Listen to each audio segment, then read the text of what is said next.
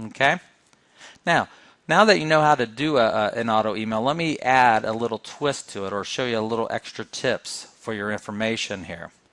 Let's do that same situation this time for Steve. So let me recreate his search, type in his criteria again.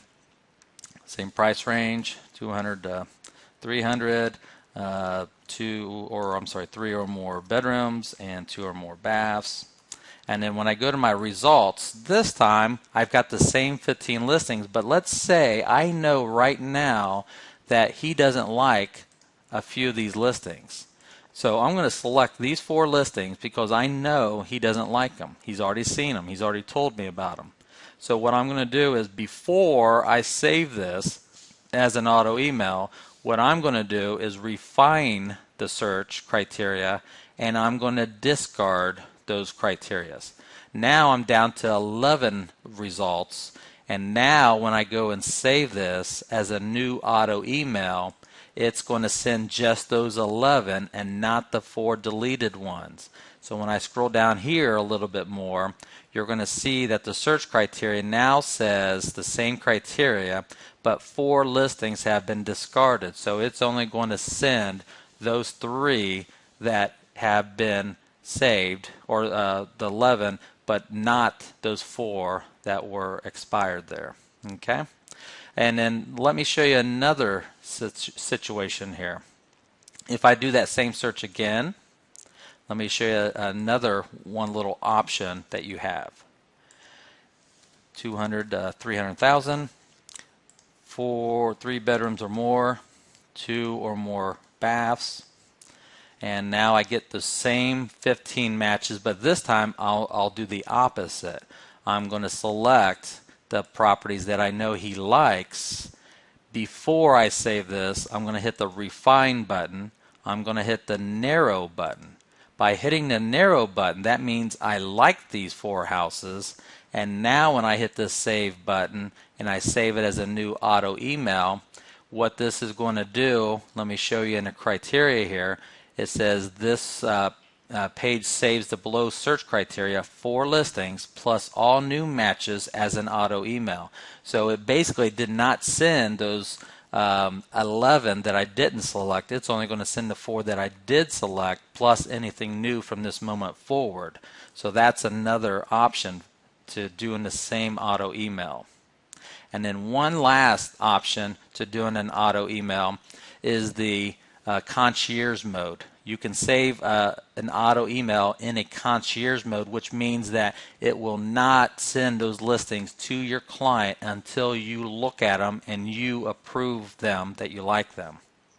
Now to do that, you just simply do your search again, enter your criteria, type in your price range, and beds and baths, just like I had before. And then when I get my results, I'm going to save this as a new auto email, and then I'm going to turn this, come down here, I'm going to choose the option to enable concierge mode. Now when I do the concierge mode, in fact let me pick my client here, Steve again, and give it a subject, lakefront again. And now it's in concierge mode. You notice before I put the check mark in there in concierge mode, I had my schedule, ASAP and daily, once a day, twice a day, and so forth. But as soon as I said enable concierge mode, the schedule goes away because it's not emailing it to Steve anymore. It's going to notify me first. Now, do I also want an email notification alerting me that there's a new match for Steve on his concierge? Just put a check mark in there, which I think is a great idea to do. Now, once I'm set, I hit the save button, which will take me to those approvals, and here are those 15 listings. He does not see these listings until I approve them. Now, I would go through, take a look at all these listings here, and when I don't like them, I just simply hit the reject button, and he never sees those 4 listings. If I pick the ones that he does like, and I hit the approve button, then he sees those listings. Those 3 or 4 listings that I just approved are now sent to him and are waiting for him to look at. So if he ever calls me back up in the future and he reconsiders his criteria, I can go back and look at these rejected listings to see if he wants to look at them again. So it kind of holds on to it as a little filing system, so I know what I've rejected or approved for him, which is much better than how it used to be there. Okay, and then one last example.